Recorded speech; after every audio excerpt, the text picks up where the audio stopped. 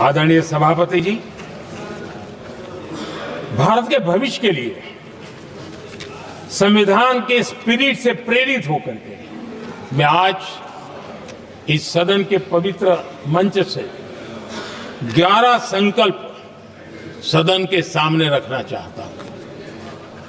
पहला संकल्प है, चाहे नागरिक हो या सरकार हो, सभी अपने कर्तव्यों का पालन करें।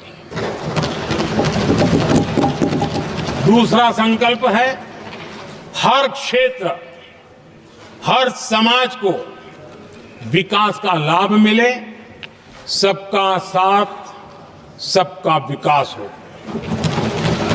तीसरा संकल्प है, भ्रष्टाचार के प्रति जीरो टॉलरेंस हो। भ्रष्टाचारी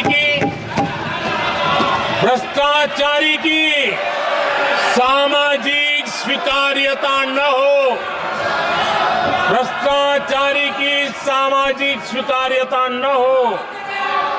चौथा संकल्प है, देश के कानून, देश के नियम, देश की परंपराओं के पालन में देश के नागरिकों को गर्व होना चाहिए, गर्व का भाव हो।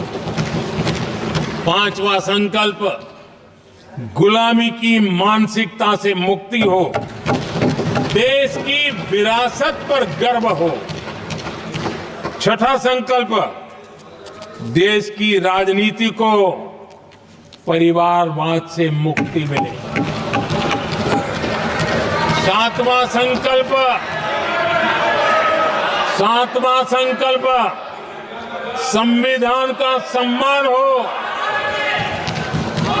राजनीतिक स्वार्थ के लिए संविधान को हथियार न बनाया जाए।